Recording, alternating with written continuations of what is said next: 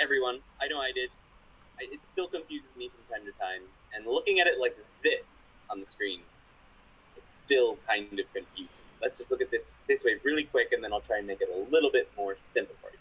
So we've got giver plus wa ga, either particle is fine. Receiver ni ageru, that means to give. Same thing plus kureru also means to give, but not to someone else. Like you can't use kureru when you give something to someone else. That's for when people give something to you or someone very close to you. It'll make sense in a minute, I promise.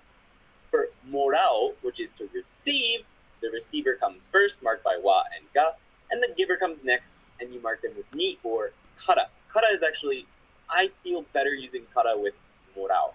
Yuki also tends to use kara more with morao, but ni is also perfectly fine. Also, I didn't put this in the formula, but any item that you're giving will be marked with the o particle.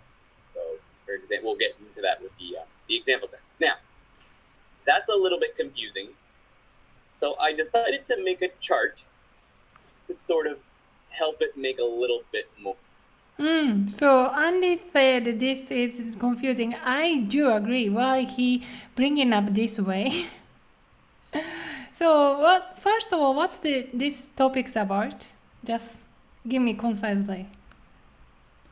Okay, giver plus giver, receiving. Yes, Giver. giving and receiving transaction. And of course, giving and receiving action is two parties involved. Two parties involved. Well, no, it's not about inner circle. Okay, giver, あげる人. Okay. People give. And receiver, もらう人. Two party, giver, receiver, involve this transaction. But in Japanese, not only two verbs, but also three verbs. Yes. Yeah, and that's a little bit confusing, but I don't know. After I listened to Andy's explanation, I found that really just confusing. Yeah.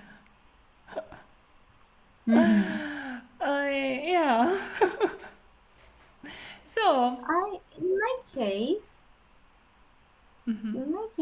so when I explain about this topic, so I'm using the Christmas present or birthday present. So for yourself, for student, so student なんていうのかな、スチューデントの本当のこと使ってるけど。本当のこと？なんていうのかな。What did you receive this year? What did you receive this birthday present? とかかな。So how did you find Auntie's explanation? Was it? Okay. いや、難しい。ちょっと難しいけど、でも、いや、難しかった。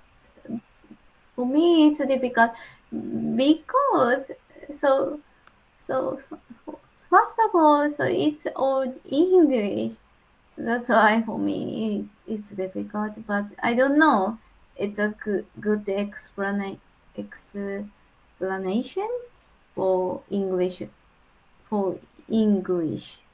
Yeah, but as other English listeners, and how do you see his explanation?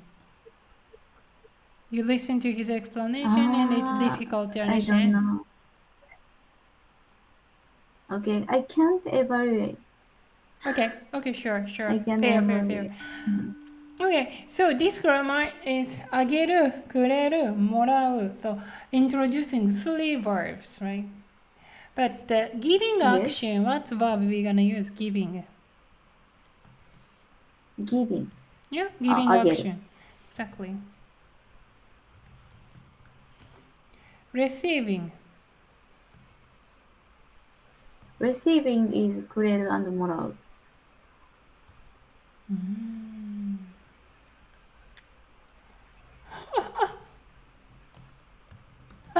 I always explain giving is あげる and くれる。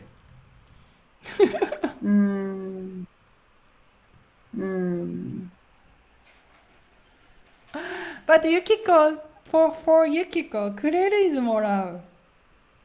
Really? No, sorry. No, maybe no. Maybe no. くれる is sorry.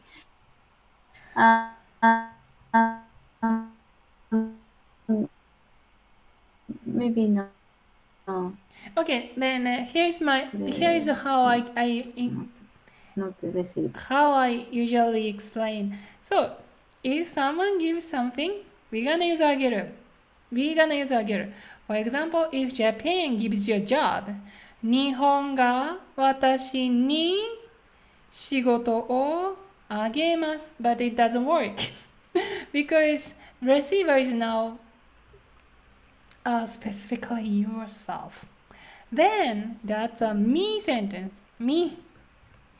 We're gonna use くれる. But other than that, usually it's okay. あげる. Okay, somebody gives something. Right? Somebody. ゆきこさんがあずみさんに時計をあげました。ゆきこ gives あずみ a watch. ゆきこさんがあずみさんに時計をあげました。That's transaction. What's described is Yukiko is giver. So this sentence あげる is Yukiko's giving action. Focusing on giving action.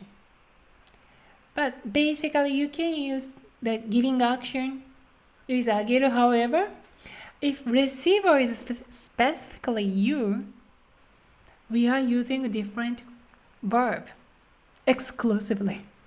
That's くれる。ゆきこさんが私に時計をくれました。Yeah, since receiver is me, I cannot use あげました。Why? ゆきこが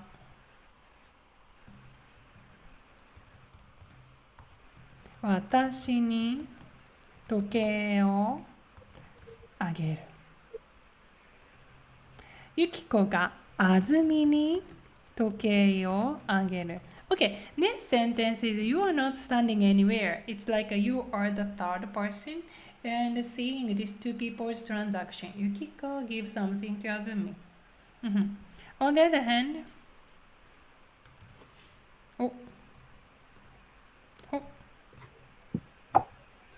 if it is 私 is the receiver, how the sentence will be? Okay. ゆきこが私に時計をくれました。ゆきこが私に時計をくれる。Here. It's special. Why?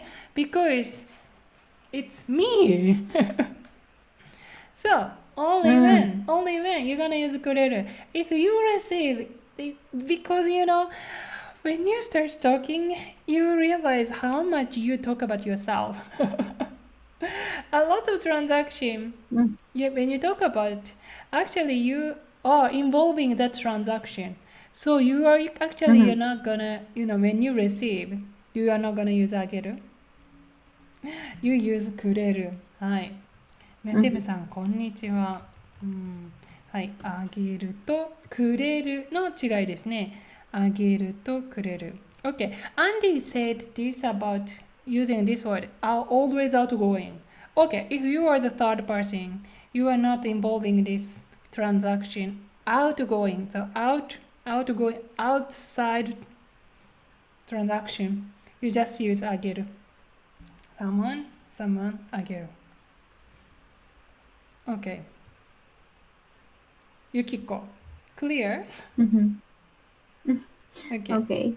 And yeah, Andy very diligently covered this not watashi, but that your close people's transaction as well in the video. And it's fine, but it's not so many cases. When I talk to students, it's not so many cases I hear where like students are talking about that their families like transaction or something. So for now, you don't have to think too much about it. It is really good that if you are, be able to use kureru properly with watashi sentence, eventually you can make sentences. My family is receiving action with kureru. So don't worry. Then focus on when you receive only you use kureru. And if it's not your receiver, you can use あげる. In fact, it is not a wrong sentence. はい。例えば先生が弟に時計をあげた。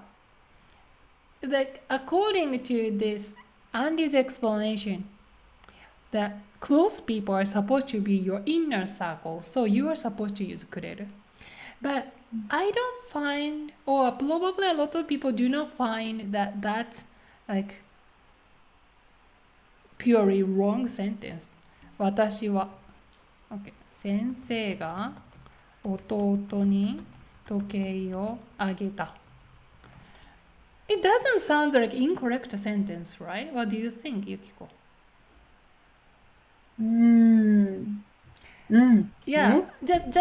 just we see this sentence as, oh, this speaker and ototo is not close enough. Yeah, because if the speaker is so close to the receiver, then they see this transaction as their own benefit. Okay, so if you see this transaction beneficial for you for the first time use くれる. That's the core.